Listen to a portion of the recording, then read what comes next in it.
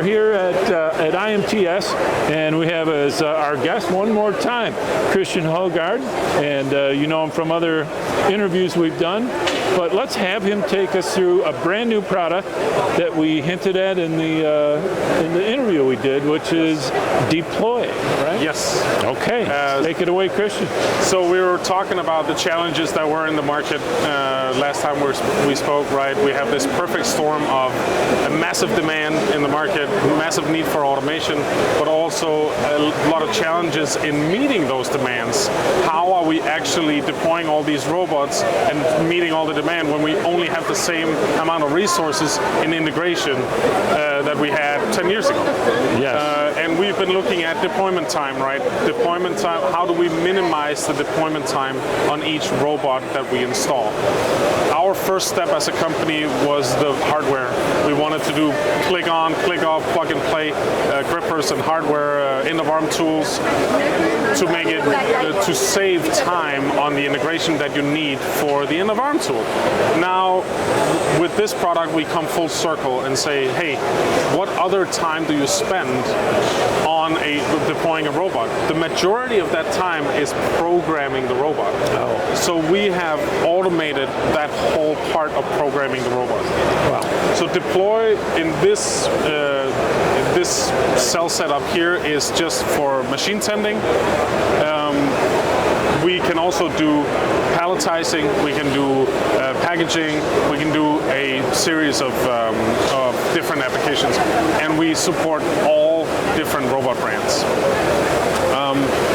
The first thing I want to show you is our hardware in here. That is a new thing. We have a modular compute box. Oh wow! This is a new product from us. That this is basically the heart or the brain behind PLOY. The first module here, and then we have additional modules for whatever application you want to solve. It could be CNC module. It could be a palletizing module. It will give you the necessary communication protocols, the necessary IOs to solve that application. Okay. In this case, that's a network module. Looks like wireless. Exactly. Yeah. So we took our little tablet here and we scanned the QR code. Okay. And it automatically detects the parts that are in the application. So you can see the application has two grippers. It has a robot, in this case a universal robot. It has a CNC machine. Now we just built a dummy CNC machine. Okay. And it has just like a cleaning blow-off. Oh yeah. Little. After it's turned or whatever. Yeah. Okay. Good. So these are the devices that are connected and can be found in the application. From here, we have to define the workspace of the robot, and this is a simple like drag and drop concept that we make sure that we don't hit any obstacles that might be in the reach of the robot. Oh right. Okay. You can see the bubble here is representing the reach of the robot, so anything within this bubble that is there in real life you will have to represent. And you can see the cage here is what we have been drawing in the environment. So now our software PLOY knows that the robot should not collide with this box. Now the next step is simply to just follow the steps that the software asks you to. Mm-hmm. For example, hey, what does my in-feed look like? In this case, we have 4 parts. And so we put in number of rows, number of this. This is pretty much how it looks, right? Yeah. If you wanted another, let's say 5 parts, well, then it would look differently and you get a little visual representation. Just some nice to have features. Yeah. Is it a square? Or is it a circle part? What is the measurements of the part we're gripping? Then you will need to teach one point of where to start, where to pick it. Further, you will need to teach the system the position of the vise or the chuck, wherever your base position is. Okay. From there, you will define where do I need to pick up, and when the part is finished. Did it change shape or size? Then you will put the parameters here. And last, you would say, hey, where do I place the parts again? In this demo here, we just place it the same place we pick it, right? So it looks exactly the same. From there, when you press done, all the path planning, all the movement of the robot, all the trajectories are done automatically by deploy and are sending that to the robot, and the robot starts. I think we can start it from here. Oh.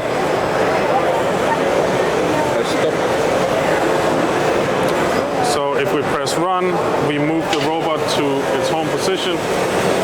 Bear in mind, I have not taught a single movement. I have not touched the robot controller at any point now. So when I press run from here, we are ready to... So it comes from, that movement comes from defining its environment and defining its tasks in the software. Yes, and then our software automatically moves the robot in the most optimal way in that environment. So truly no expertise needed anymore. Truly no need for a robot programmer. Everyone can go through this software here and make it work. I mean, they were making it easier and easier as time went on, but that's the easiest one yet. Yeah, it's like no programming. And it covers all robots and all applications. Right. So this is just a CNC example because we're at a CNC show. But we can also do it for palletizing that we have here next. We can do it for packaging, and we will keep building our application library. And you can do that, and any robot will accept it because there's a language that they all understand.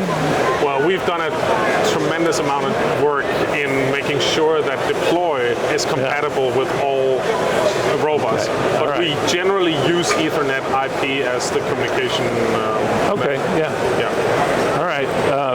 But you had to, you went into each individual robot that you support. Yes. And say, each type, each size, each controller, we need to know what the kinematics, what the shape, what the size is on each robot that we support, so we don't hit and collide with things that that's there. Okay. You've been busy. We've been very busy, and it's a very ambitious project, but this will hopefully change the market. It will change the world in the way we deploy small single or double robot cells. I mean, we estimate we're going to save 80 to 85% of the time that we deploy. So I want to challenge, the way that we usually do business. Why do we do proof of concept? Why don't we just take our parts, go to where the application is supposed to be, and deploy it? Right. That's why we call it deploy. We want to deploy the robots. Give me a deployment time from the before picture and a deployment time from the after picture. Yeah, so usually the deployment time from the whole project, the scoping and drawing the project on paper, so to say, usually it takes 1 to 3 months, right? Before we start the conversation and before we actually have the robot in there. Not taking lead times into consideration. But today, if you would use deploy, you could eliminate proof of concept, you could eliminate the drawing board, and you would be able to be up and running in 1 to 2 days. As opposed to 3 months. Well, 3 months might be the extreme. I've also seen some do 1 month or maybe even down to 3 weeks. But it's still a dramatic decrease in time spent on your... But yeah, from a month to a day, that's a pretty good gain. Right. Exactly. And you, if you're an integrator business and you're saying no to projects because they're too small, well, now you have the option to just use a technician to go out and deploy a simple robotic cell using deploy.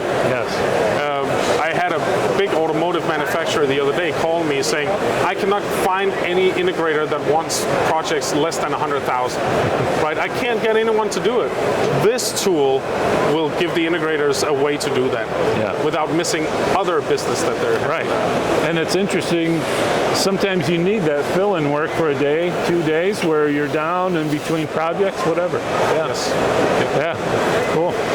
So yeah, I think we have a unique product here. I know we have a unique product. And, we're excited to show it here. It's the first time anyone in the world have seen it. And yeah, we expect to launch here late this year. Great. Great. Thank you, Kristian. Appreciate your time. Okay.